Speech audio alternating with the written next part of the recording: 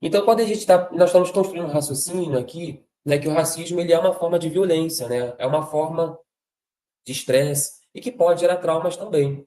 Na psicologia, a gente pode compreender, né, temos um modelo aí cognitivo comportamental de resposta ao medo, de resposta ao estresse, que nós podemos começar a entender o contexto do racismo também. Nesse modelo de resposta ao estresse, a gente pode ver que nós temos uma situação, né, que pode ser você chegar a um banco, né, e sofrer uma discriminação, você chegar numa festa, ou você estar estudando, ou numa sala de aula, né, ou fazer uma apresentação oral, uma situação qualquer, ir almoçar, encontrar alguém, chegar em casa. E essa situação, né, ela deflagra na gente pensamentos, né, pensamentos que nos avaliam o contexto que a gente está e nos faz também fazer uma leitura de si nesse contexto. Esses pensamentos geram emoções, como a sensação de pertencimento, né, de alegria, né, felicidade, ou até mesmo medo, tristeza. E essas emoções, elas trazem para a gente também respostas fisiológicas, tanto calma, relaxamento, ao você se sentir pertencente a um grupo, ao chegar em casa, ouvir uma música que você gosta, né? Como também, né, reações de taquicardia, suor, dependendo da situação e das emoções deflagradas aí. E isso nos mobiliza a certos comportamentos. Então, a situação, né, que nós podemos nos defrontar, né, como um assalto, ou testemunhar, né, uma situação de violência, ou testemunhar um casamento, uma situação feliz, são gatilhos que geram uma cadeia aí, né, cognitiva e até fisiológica e comportamental. Então, geram pensamentos, emoções, reações fisiológicas e comportamento. Então, pensando no contexto do racismo, a gente pode pensar que, por exemplo, uma situação de exclusão social na escola, né, um bullying, uma exclusão social dentro do contexto escolar, devido à cor da pele da pessoa, pode gerar na criança ou no aluno pensamentos, né, automáticos, como pensamentos de fracasso, né, o bullying, né, a segregação, né, devido à discriminação racial, pode levar a pensamentos que não merece estar ali, que deve desistir, que aquele não é o contexto, que não tem capacidade. E pode deflagrar, né, emoções de medo, tristeza, raiva. E, por consequência, aquela situação de bullying, né, de discriminação, pode levar também a ações fisiológicas, como taquicardia, suor, náusea, enjoo, dor de cabeça, tremor. E, como por último, né, que é aquilo que se manifesta, aquilo que a gente pode ver, né, do sujeito, são os comportamentos também, frutos dessas situações, desses gatilhos aí, traumáticos, de estresse. Como, por exemplo, parar de frequentar a escola, evitar certos lugares, se esquivar de encontrar pessoas, comportamento de isolamento, e que, como consequência, podem, né, possivelmente, podem trazer, né, depressão, ansiedade, fobia social, né, possivelmente pode desencadear, né, algumas questões psicopatológicas também fruto do estresse, do bullying e da discriminação. Então, a gente vê nesse contexto, né, mais, olhar mais psicológico, né, dos efeitos da discriminação racial, que esses comportamentos de exclusão, de estresse, eles causam, né, então, pensamentos, sentimentos, comportamentos, e que tudo isso, né, passa pelo nosso organismo, né, passa pelo nosso cérebro, pelo nosso sistema nervoso central, que interpreta, julga, analisa e prepara o nosso comportamento, né, para se adaptar, reagir ou não reagir. Muitas vezes ficamos paralisados, ficamos em choque, né, frente a certas situações, né, de exposição, de humilhação, de violência mesmo. Então, quando a gente pensa, né, nos efeitos do racismo, né, das práticas de segregação, dessa forma de violência, então vou caracterizar o racismo aqui, está bem explícito como uma forma de violência, nós temos já uma grande literatura que aponta os efeitos na saúde mental. Eu trouxe aqui alguns artigos, né, sobre o tema, né, artigos já de revisão, né, tem um trabalho do Ministério da Saúde também sobre racismo e saúde mental. Temos algumas notícias também, entrevistas, reportagens, contextos, mostrando como o racismo, tanto na literatura científica, quanto também na mídia, né, no senso popular, mostrando os efeitos já da saúde mental, que já são bastante documentados, apesar de serem invisibilizados no âmbito público, nas discussões mais amplas.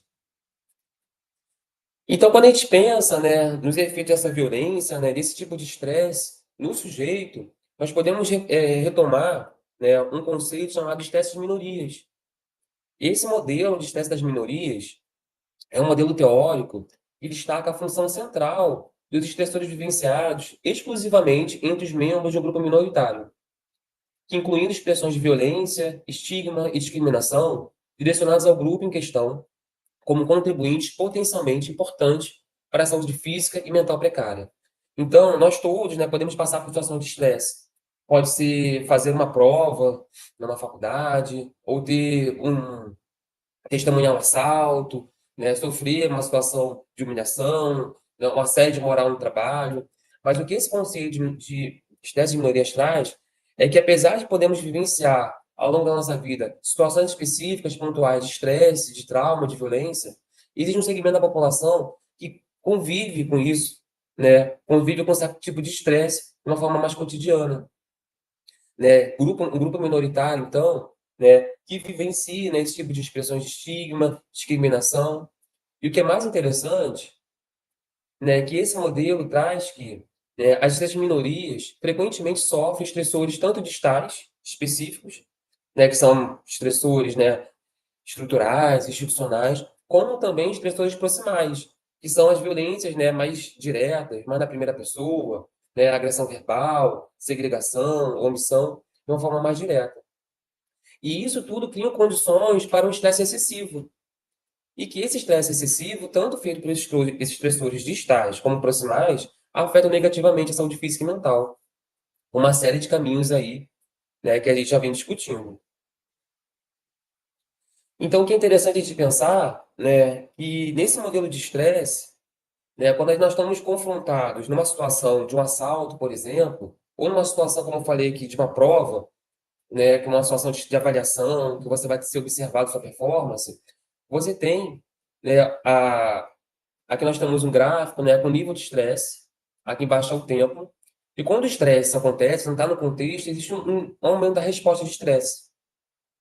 Porém, após passar a situação, você sair da prova, né, ou depois daquele momento, né, de muita angústia, o que é esperado é que o nosso organismo se recupere, né? Você relaxe, passe alguns minutos, algumas horas, você volte a seu estado basal, ao seu estado inicial.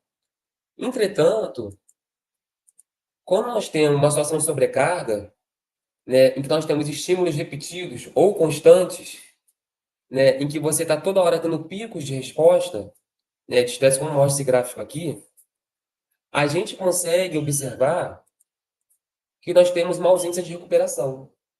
Esse é o modelo de estresse clássico, né? Desde estresse de ansiedade social, ou o conceito de estresse por um TEP, um estresse pós-traumático, ou como nós podemos ver, né, nós vamos construindo isso aqui juntos, numa situação de discriminação, de estresse por minorias.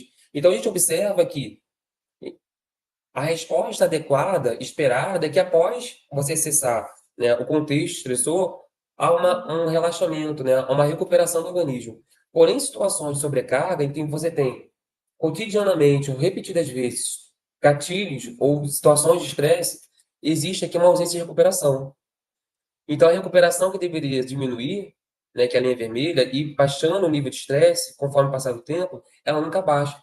Então, o organismo ele está sempre em níveis, né, superativados de estresse, sempre em níveis de hipervigilância, sempre em níveis, né, de hiperexposição, né, de alerta, e isso leva a uma sobrecarga do organismo.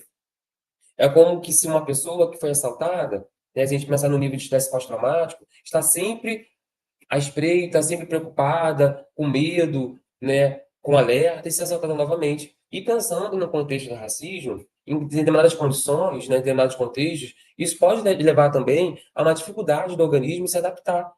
Na verdade, não deveria nem se adaptar, mas, né, porque o racismo é uma violência, mas assim, do organismo voltar aos níveis basais, como se a pessoa estivesse sempre alerta. E isso, em nível crônico, passando horas, dias, meses e anos, é deletério para o nosso organismo, porque libera, né, uma série de hormônios, né, tem efeitos no miocárdio, efeito no sistema imune também, e causa um impacto aí na saúde física e mental.